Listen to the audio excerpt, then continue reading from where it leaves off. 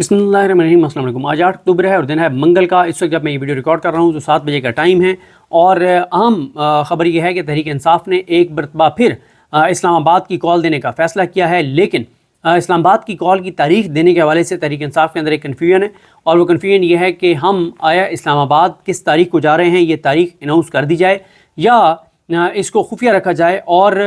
खुफिया तौर पर प्लान करके और पहले कोई 2-2.5 हज़ार लोग पहले वहाँ पर पहुँच जाएं और उसके बाद फ़ौरी तौर पे बाकी इलाकों के लोगों को कॉल दी जाए, वो पहुँचे। इस पे कन्फ्यूजन है, लेकिन ये तारीख भी आ जाएगी। लेकिन प्रिंसिपली ये फ़ैसला हो गया है कि इस्लामाबाद की तरफ मार्च किया जाएगा दोबारा। और साथ ही जो दीगर अज़ला में जो एहतजाज के हवाले से इमरान खान ने कहा था कि आपने करना है, उसके हवाले से भी नई तारीखों का ऐलान कर दिया गया है, जिसमें जो ऐलान किया गया है उसमें 11 अक्टूबर को मुल्तान और साहिवाल में एहतजाज होगा, 12 अक्टूबर को गुजरांवाला और सरगोदा में एहतजाज होगा, 13 अक्टूबर को डेरा गाजी खान डिवीजन में एहतजाज होगा और 14 अक्टूबर को लाहौर और फैसलाबाद में दोबारा एहतजाज होगा। और साथ ही जो इस्लामाबाद की कॉल है उसके हवाले से कहा गया कि पॉलिटिकल कमेटी जो है वो ऐलान करेगी। ये तो हो गया मामला। देखें, असल में मसला ये है कि काजी फाइज ईसा साहब की एक्सटेंशन के लिए दोबारा जो है वो कोशिशों का आगाज़ कर दिया गया है। और तहरीक इंसाफ, क्योंकि हुआ यह था कि तहरीक इंसाफ का जिस बुरे अंदाज में जो उनकी तहरीक का एक एहतजाज का अख्ताम हुआ या एक कन्फ्यूजन फैली, उसके बाद हुकूमत दोबारा शेयर हो गई, मौलाना फजल रहमान से मुलाकातें शुरू कर दी। और फिर देखें ना कि कल आज ख़त लिख दिया है दोबारा स्पीकर कौमी असम्बली अयाज सादिक ने, और उन्होंने ख़त लिखा है उसको इलेक्शन कमीशन ऑफ पाकिस्तान को और कहा है कि जनाब आप वो करें, जो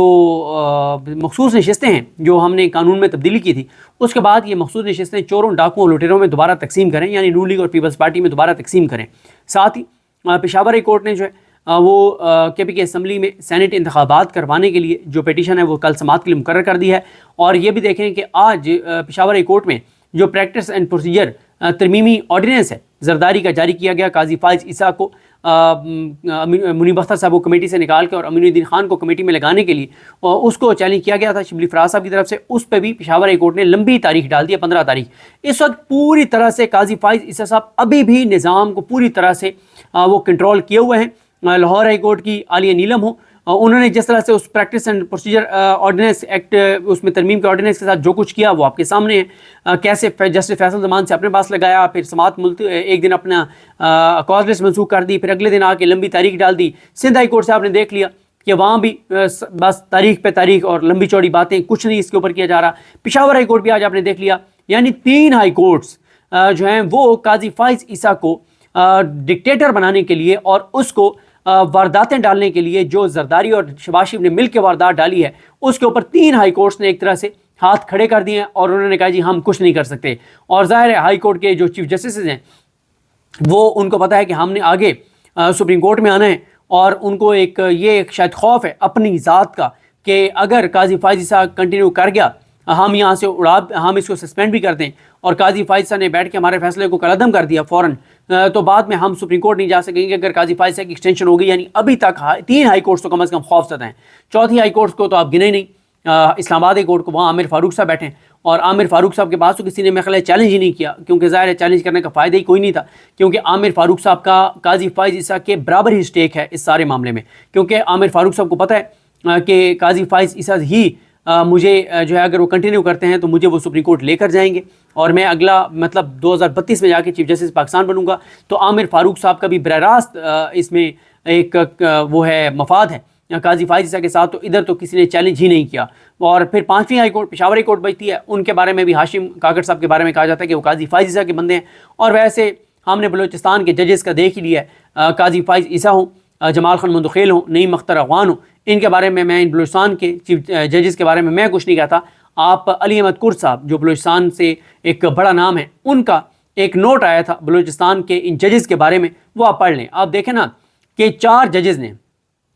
मुकम्मल तौर पे या जुज़वी तौर पर जो है वो PTI के हक़ की नशिस्तें चोरों डाकुओं और लुटेरों में तकसीम करने का फ़ैसला दिया उस 13 रुकनी बेंच में से। और उन 4 में से 3 का तल्लुक़ जो है वो बलूचिस्तान के साथ था। वो बलूचिस्तान जिसके लोगों की मज़ामत मशहूर है, जिसके लोगों की रेजिस्टेंस मशहूर है, लेकिन उस बलूचिस्तान के जजेस के हालात और सूरत हाल آپ کے سامنے ہے کہ اس بلوچستان کے 3 جج ہیں، ان میں سے مطلب 2 نے جزوی طور پر اور 1 نے مکمل طور پہ یہ نشستیں چوروں ڈاکوؤں لٹیروں کو دینے کا فیصلہ جو ہے وہ صادر کیا۔ تو اس سے آپ اندازہ لگا لیں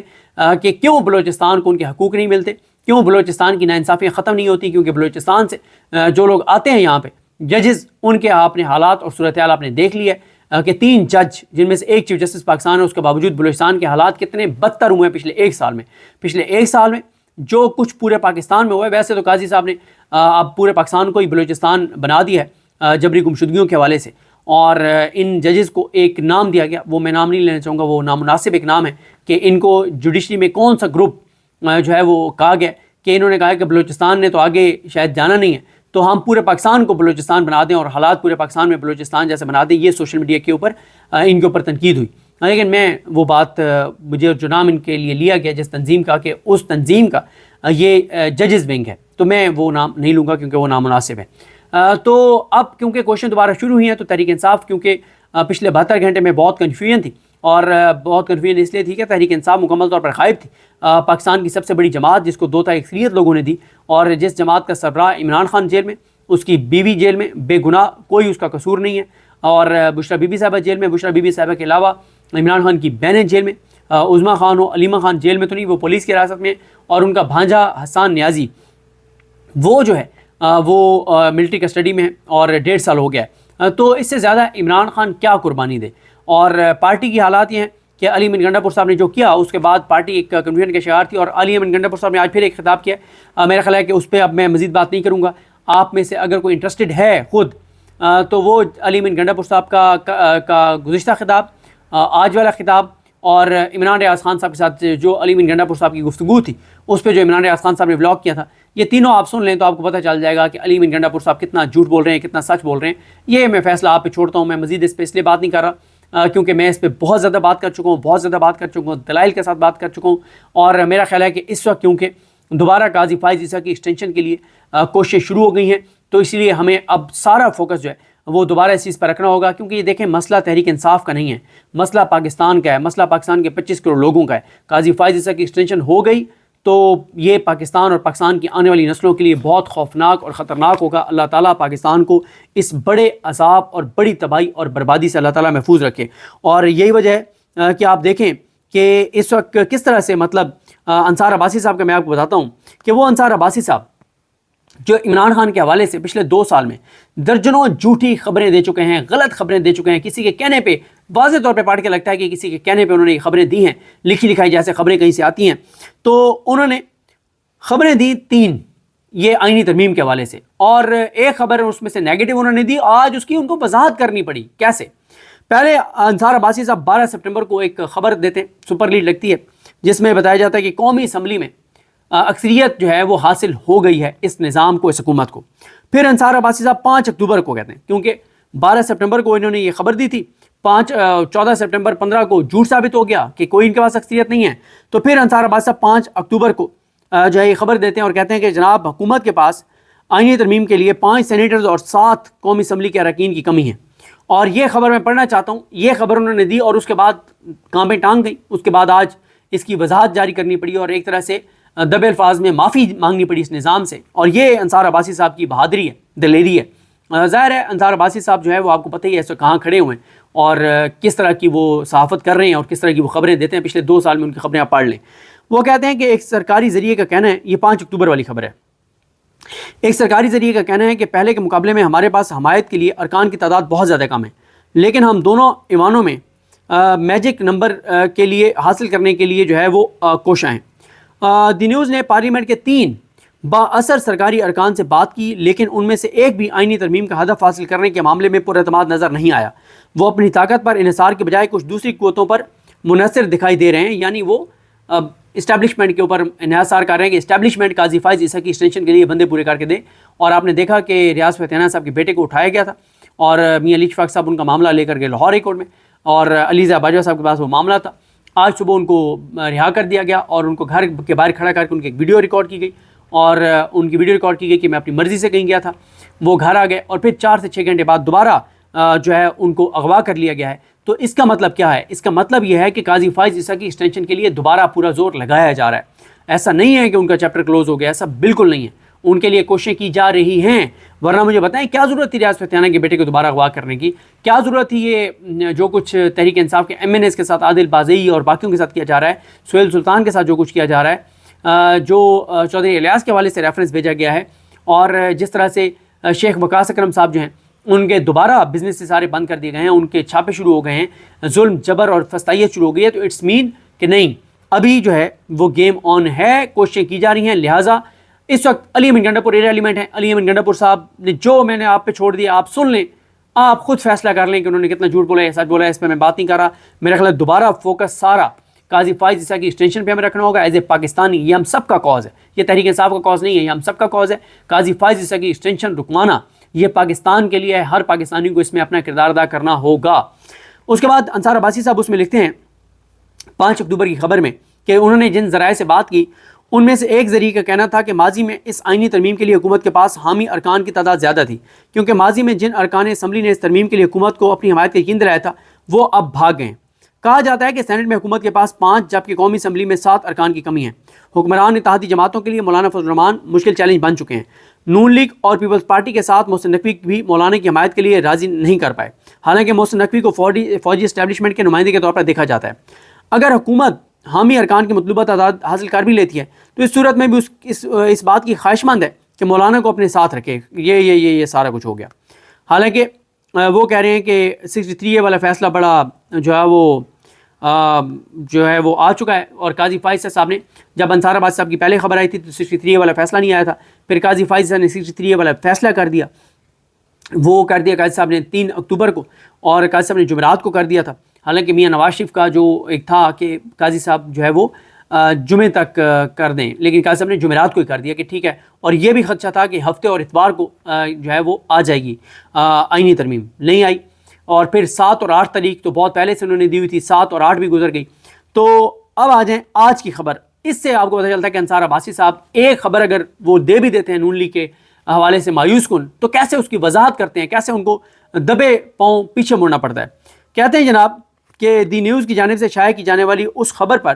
ایک عہدیدار نے عدم اطمینان کا اظہار کیا ہے کہ حکومت کے پاس آئینی ترمیم کے لیے ضروری 2/3 اکثریت موجود نہیں ہے. اس عہدیدار نے پراعتماد انداز سے اصرار کیا کہ ترمیم کے لیے ضروری تعداد سے زیادہ ارکان دستیاب ہوں گے. انہوں نے کہا کہ آئینی ترامیم ضروری ہیں اور ضروری ترامیم کی جائیں گی اور ضرور یہ ترامیم کی جائیں گی. انہوں نے کہا کہ مطلوبہ 2/3 اکثریت کے بارے میں پریشان ہونے کی ضرورت نہیں. وہ کہتے ہیں کہ آپ دیکھیے گا، انصار عباسی صاحب کہتے ہیں کہ مجھے اس سورس نے کہا، اس عہدیدار نے کہا کہ آپ دیکھیے گا کہ ہمارے پاس مطلوبہ تعداد سے زیادہ ارکان ہوں گے.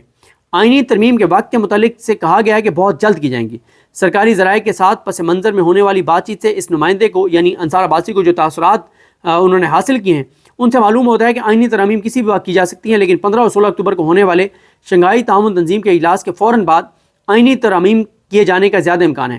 آئینی ترامیم اس قدر کیوں ضروری ہیں؟ دی نیوز کو جواب ملا کہ یہ ملک کے سیاسی اور معاشی استحکام کے لیے ضروری ہے. گزشتہ ہفتے دی نیوز کی ذرائع کے حوالے سے خبر تھی کہ آئینی ترامیم کے لیے حکومت کے پاس 5 سینیٹرز اور 7 ایم این ایز کم ہیں. اس ضمن میں دی نیوز نے 3 بااثر سرکاری ارکان سے بات کی، لیکن ان میں سے ایک بھی آئینی ترمیم کا ہدف حاصل کرنے کے معاملے میں پورا اعتماد نظر نہیں آیا تھا. وہ اپنی طاقت پر انحصار کی بجائے اسٹیبلشمنٹ پر انحصار کر رہے تھے، اور یہ وہ سارا کچھ تو وہ پچھلی انہوں نے خبر کا حوالہ دے دیا. تو یعنی انصار عباسی صاحب کو خبر جو ہے وہ اپنی